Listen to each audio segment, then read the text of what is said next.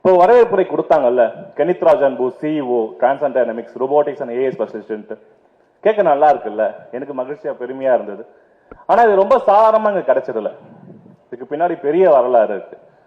1995ல பெருசா மழை எல்லாம் ஒன்றும் இல்லை, நிறைய குடும்பங்கள் ஊரை விட்டு சென்னைக்கு ஓடி வந்தது. அப்படி ஓடி வந்த ஒரு குடும்பம் தான் என்னோடது. 5 வயசுல அப்பா தூக்கிட்டு வந்தாரு. சென்னையெல்லாம் யாரையுமே தெரியாது, சொந்தக்காரங்க எதுவும் இல்லை, அப்பாவுக்கு படிப்பறிவு இல்லை, ஒண்ணுமே கிடையாது. ஆனா படிச்சிருக்கோமோ இல்லையோ, நமக்கு எதனா சொந்தம் இருக்கோ இல்லையோ, 3 வேளை பசிக்கும்ல, என்ன பண்றது?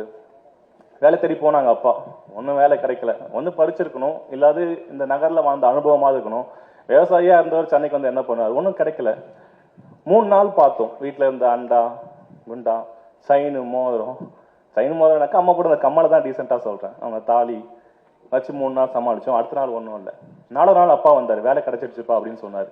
என்ன வேலைலாம் தெரியாது எனக்கு. வேலை கிடைச்சிடுச்சு, ஒரு வேளை சாப்பாடு கிடைக்குது. அடுத்து என்ன? 1வது சேர்க்கணும். அரசு பள்ளி இருக்கு. எங்க அப்பாவுக்கு தெரியும், காசு இருக்கோ இல்லையோ பிள்ளைய படிக்க வச்சிடணும் அப்படின்ட்டு அரசு பள்ளியில சேர்த்தாரு. இதுக்கு இன்னொரு காரணம் ஒண்ணு இருக்கு. ஸ்கூலுக்கு போனா மதியானம் சத்துணவு போடுவாங்க. ஒரு வேளை சாப்பாடு எங்க அப்பா சம்பாதிச்சிட்டாரு, 2வது வேளை சாப்பாடுக்கு அரசு நம்பினார், சத்துணவு திட்டம். என் பையன் ஸ்கூலுக்கு போனா அவனுக்கு ஒரு வேளை சாப்பாடு கன்ஃபார்ம் ஆயிடும், நம்ம ஒரு வேளை போட்டுருவோம், 3வது வேளை பார்த்துக்கலாம். ஸோ சாப்பாடு கிடைக்கும், சத்துணவு போடுவாங்கன்ற ஒரே காரணத்துக்காக ஸ்கூலுக்கு சேர்ந்தேன். பின்னால அது என் வாழ்க்கையை மாத்துது. 1வது முடிச்சாச்சு, 2வது போறேன். நானும் என் ஃப்ரெண்டும் தான் ஸ்கூல் விட்டு வந்துட்டு இருக்கோம். இங்க வியாசர்பாடியில வந்து ஒரு அரசு பள்ளி. அது ஸ்கூல் விட்டு வந்துட்டு இருக்கும் போது சைட்ல ஒரு மனுஷன் வேலை செய்யறாரு. எனக்கு பார்த்தா எங்க அப்பா மாதிரியே இருக்காது. ஆனா உள்ளுக்குள்ள வேண்டிக்கிறேன், அது நம்ம அப்பாவை இருந்துடக்கூடாது அப்படின்ட்டு. அது என்ன வேலைன்னா வந்து ட்ரைனேஜ் கிளீன் பண்ற வேலை. அது என்னடா நம்ம அப்பா மாதிரியே இருக்காரு, நம்ம அப்பா தானா அப்படின்னு டவுட்டு. நேரடியாக திரும்ப பார்க்க முடியாது. கடவுளை வேண்டேன், அது எங்க அப்பாவா இருந்துடக்கூடாதுன்ட்டு. ஆனா அது எங்க அப்பா தான். கஷ்டமா இருந்தது. சரி அப்பா கூப்பிடலாம் அப்படின்னு பார்த்தாக்கா கூட ஃப்ரெண்டு இருக்கான்ல, ஐயோ நாளைக்கு ஸ்கூல்ல போயிட்டு கிண்டல் பண்ணிடுவானே நம்மள அப்படின்ட்டு ஒரு சின்ன ஒரு அவமானம். அப்போ தெரியல, சின்ன பையன் தானே நானே. அப்போ ரொம்ப அவமானமா இருந்தது. வீட்டுக்கு வந்துட்டேன். எங்க அப்பா கிட்ட அங்க கூப்பிடல, எதுவுமே பண்ணல, வீட்டுக்கு வந்துட்டேன். அப்பா எப்பவுமே வேலை முடிச்சு வீட்டுக்கு வந்தா ஸ்ட்ரைட்டா வீட்டுல நுழைய மாட்டார், பின்னாடி போய் குளிச்சுட்டு தான் நுழைவாரு. ஏன் இவ்வளவு டயர்டா வராரு, வீட்டுல வந்து ரெஸ்ட் எடுக்க மாட்டாரு, வேருக்கு வெளியே போயிட்டாரு நான் யோசிப்பேன். அன்னைக்குதான் அதோட பதில் தெரிஞ்சது. அன்னைக்கு கேட்கிறேன் அப்பா கிட்ட, இந்த மாதிரிப்பா உங்களுக்கு நாங்க பார்த்தேன், நீ அப்பா இந்த வேலைலாம் செய்யற, நாத்தடிக்குதுப்பா அப்படின்னு. எங்க அப்பா ஒண்ணுதான் சொன்னார், அப்பா படிக்கலடா, இந்த வேலை செஞ்சுட்டேன், நீ எப்படியாவது படிச்சிரு, இந்த வேலையில மாட்ட மாட்டேன் அப்படின்னார். அந்த ஒரு வார்த்தை தான் என் வாழ்க்கையே மாற்றிச்சு. அதுல இருந்து எனக்கு படிச்சா கலெக்டர் ஆக முடியுமா, இன்ஜினியர் ஆக முடியுமா, எதுவுமே தெரியாது. ஆனா படிச்சா எங்க அப்பா 10 வேலைக்கு நான் போக மாட்டேன்னு மட்டும் எனக்கு தெரியும். ஸோ படிப்பு தான் காப்பாற்றுன்னு தெரிஞ்சாச்சு. உதவி பண்ண அரசு இருக்கு, படிக்கிறேன். இந்த 8th ஸ்டாண்டர்ட் போகும்போது நமக்கு அப்பதான் அந்த பிசிக்ஸ் வந்து சப்ஜெக்ட் அறிமுகமாகும். மோட்டாரு பேட்டரி எல்லாம் நமக்கு சொல்லும். அந்த பேட்டரியில ஒரு மோட்டார் வச்சுனா சுத்த தான் செய்யும். நம்ம அதை பண்ணும்போது நமக்கே வந்து நம்ம சயின்டிஸ்ட் ஆகணும் அப்படின்ற மாதிரி பெருமையா இருக்கும். அப்போ நம்ம அதெல்லாம் கண்டுபிடிப்போமா அப்படின்னு ஒரு ஆசை. சரி ஓகே, அப்படியே முடிச்சாச்சு. 10th எக்ஸாம் நடக்குது. எங்க ஸ்கூல்ல நான் தான் 2வது மதிப்பெண் எடுத்தேன். 11th சேர்றேன். 11th என்ன சேரணும்னு தெரியல. எங்க தமிழா சைட போனேன். சார் எனக்கு வந்து என்ன கண்டுபிடிக்கணும், என்ன சார் சேரணும்ட்டு. நீ ஃபர்ஸ்ட் குரூப் எடுத்துக்கோப்பா, பிசிக்ஸ் கெமிஸ்ட்ரி வரும், இன்ஜினியரிங் போகலாம், அது படிச்சா நீ சயின்டிஸ்ட் ஆகலாம் அப்படின்னு சொன்னார். சேர்ந்தாச்சு. 11th 12th முடிச்சாச்சு. 12th முடிச்சுட்டு அடுத்து இன்ஜினியரிங் படிக்கணும்னு ஆசை. எங்க வீட்டில் போயிட்டு சொல்றேன், என்னப்பா படிக்க போறேன் அப்பா கேட்கிறாரு. அப்பா இன்ஜினியரிங் படிக்க போறப்பா அப்படின்னு. எங்க அப்பா பலான்னு ஒன்று விட்டாரு. ஏண்டா 3 வேளை சாப்பாட்டுக்கே கஷ்டப்பட்டுட்டு இருக்கேன், இன்ஜினியரிங் படிக்கிற வருஷம் 1 லட்ச ரூபாய் ஆவாண்டா, என்னடா பண்ணுவேன் அப்படின்னு. இல்லப்பா நீங்க இன்ஜினியரிங் தான்ப்பா படிக்கணும், அதெல்லாம் தெரியாது, நீங்க எதனா ஒரு டிகிரியில போய் சேர்ந்து படிச்சு முடிச்சு வேலைக்கு போக ரொம்ப கஷ்டமா இருக்குன்னாரு. அப்ளிகேஷன்லாம் எல்லாம் போட்டாங்க. நான் இன்ஜினியரிங் மட்டும் தான் அப்ளிகேஷன் போட்டேன், வேற எதுக்குமே போடல. என் கூட படிச்ச பையன்லாம் போய் காலேஜ் சேர்ந்துட்டான், நான் மட்டும் சேரவே இல்லை. அப்பா கேட்கறாங்க, என்னடா நீ ஒன்றும் சேரலையா அப்படின்ட்டு. அப்பதான் சொல்றேன், அப்பா இன்ஜினியரிங் தான்ப்பா படிப்பா அப்படின்ட்டு. செம்ம அடி. ஏண்டா என்ன திமிர் எடுத்து பண்ணிக்கிட்டு இருக்கியா அப்படின்னு அடிச்சிட்டு. நான் அழவே இல்லை, எங்க அப்பா தான் அழுதாரு. இந்த மாதிரி இல்லப்பா, அப்பாவுக்கு வந்து உன்னை படிக்க வைக்க கூடாதுன்னு அர்த்தம் இல்லப்பா, அப்பா கிட்ட காசு இல்லப்பா அப்படின்னாரு. இந்த மீன் டைம் நான் இப்போ எஜுகேஷன் லோன் அப்ளை பண்ணேன், நல்ல மார்க் எடுக்க லோன் எனக்கு சாங்ஷன் ஆயிடுச்சு. அப்பா நீ கையெழுத்து போட்டதான்ப்பா செக் கொடுப்போம், அதுதான்ப்பா இன்னைக்கு உங்ககிட்ட சொல்றேன் சொல்லி அடுத்த பேங்க்கு கூப்பிட்டு போயிட்டேன். இன்னொரு முக்கியமான விஷயம் என்ன தெரியுமா, இன்ஜினியரிங் நுழைவுத் தேர்வுன்னு ஒன்று இருந்தது. 2006ல் தலைவர் கலைஞர் அவர்கள் அந்த நுழைவுத் தேர்வு ரத்து பண்ணாரு. 2007ல் நுழைவுத் தேர்வு இல்லாமல் எல்லாமே சேர்ந்தாங்க. அது அடிப்படையில் மட்டும்தான் 2008ல் எனக்கு பொறியியலுக்கான சீட்டு கிடைச்சது. அப்போ எனக்கு இருந்த ரிசர்வேஷன்ல என்னோட டிபார்ட்மெண்ட்ல இசி டிபார்ட்மெண்ட் சீட்டும் கிடைச்சது. ஸோ அந்த நுழைவுத் தேர்வு ரத்து பண்ண கலைஞருக்கு இந்த இடத்துல நான் நன்றி செலுத்திக்கிறேன். அது ஒண்ணுதான் என் வாழ்க்கையை மாத்துச்சு. அப்புறம் இன்ஜினியரிங் சேர்ந்தாச்சு, 4 வருஷம் படிக்கிறோம், படிச்சு முடிச்சு வெளியாச்சு. ரோபோட்டிக்ஸ் கம்பெனி, யூஎஸ் பேஸ்ட் கம்பெனியில் போய் சேர்றோம். 2014 தேசிய அளவில் 2வது இடம் இருக்கிறோம் ரோபோட்டிக்ஸ் துறையில். ரஷ்யாவுக்கு செலக்ட் ஆகுது. 2015 உலக அளவில் ரஷ்யாவில் 6வது இடம் இருக்கிறோம். அந்த தேதி வரைக்கும் இந்தியா சார்பாக உலக அளவில் போட்டியிட்டு ஜெயிச்ச ஒரே ஆள் நம்ம மட்டும்தான் இருந்தோம். அப்புறம் அவார்டு வாங்கியாச்சு. 2015 இதெல்லாம் ரெக்கக்னேஷன் வந்தாச்சு. பட் இந்த கண்டுபிடிப்புகளை எங்க போய் சேருது? இந்த சேட்டலைட்டை டிசைன் பண்றது, இந்த விண்கல்ல உடைக்கிற ஆராய்ச்சிகளை பண்றது, இதெல்லாம் எங்க போய் சேருது? என்ன மாதிரி ஒருத்தனுக்கு இதனால என்ன லாபம் அப்படின்னு யோசிச்சு பார்த்தேன். தந்தை பெரியார் முன்ன சொல்லியிருப்பார், வருங்காலங்களில் வந்து இழித்தொழில்னு ஒன்று இருக்காது, அறிவியல் வளருது, தொழில்நுட்பம் வளருது, அதனால இந்த சாக்கடை கிளீன் பண்றது, அபாயகரமான வேலைகளை செய்யறது, இது அத்தனைக்கும் மிஷின் வந்துடும் அப்படின்னு சொல்லியிருப்பார். அந்த சிந்தனை அப்போ உதிச்சுது.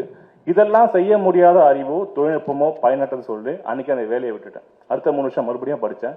2018ஆம் ஆண்டு இந்த மலக்குழி மரணங்கள் இருக்குல்ல, அதை தடுக்கிற விஷவாயு கண்டுபிடிக்கிற கருவி என்னோட கண்டுபிடிப்பு. அதை இலவசமா மக்களுக்கு கொடுத்துருக்கோம். அதுக்கப்புறம் பேப்பர் எல்லாம் படிக்கும். ஏன்னா எதுல ஆரம்பிச்சனாக்கா, எனக்கு தெரிஞ்ச ஃபர்ஸ்ட் அதானே, எங்க அப்பா பார்த்த வேலை அதானே.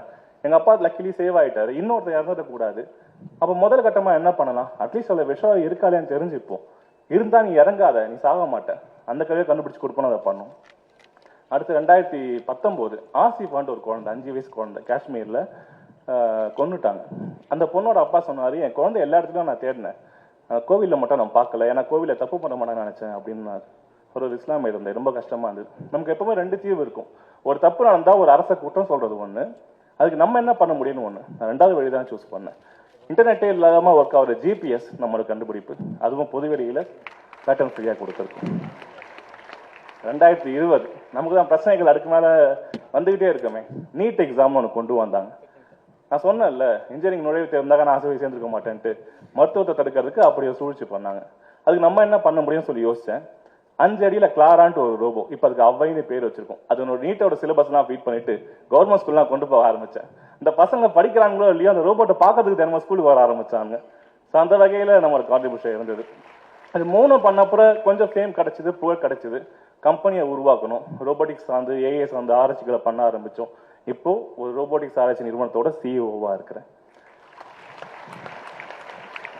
இந்த மாற்றம் இருக்குல்ல, ஒரு மேனுவல் ஸ்கேவெஞ்சரோட பையனா இருந்துட்டு இன்னைக்கு ரோபோட்டிக்ஸ் அண்ட் ஏஐயோட சிஇஓவா வந்து நிக்கிறேன்ல, இது பின்னாடி எனக்கு என்ன ஒரே பலம் அப்படின்னாக்கா, என் புத்தகம் மட்டும்தான், வேற ஒண்ணுமே கிடையாது.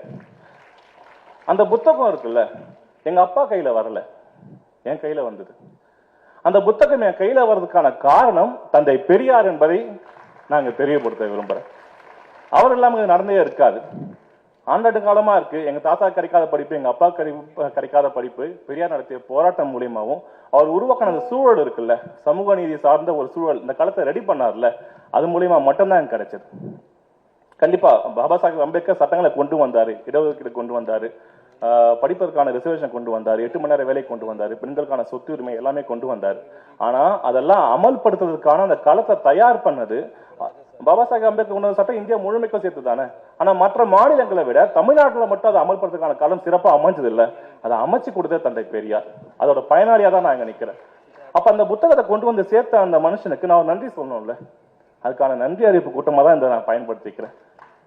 தந்தை பெரியார் இப்படிப்பட்ட ஒரு அறிவியல் மனப்பான்மையையும் தொழில்நுட்பத்தை எப்படி பயன்படுத்தணும், தொழில்நுட்பத்தால் என்னெல்லாம் தீர்வுகளை கொண்டு போய் சேர்க்க முடியணும், பகுத்தறிவு சிந்தனையை வளர்த்ததன் காரணமாக அதை எங்க அப்பா படிப்பறிவுலாம் இல்லை கேட்டிருக்காரு. அப்போ பெரியார் சொன்னா கரெக்டா இருக்கும், அவனை படிக்க வைக்கலாம். இந்த நோக்கம் என் மொத்த வாழ்க்கையுமே மாத்திருக்கு.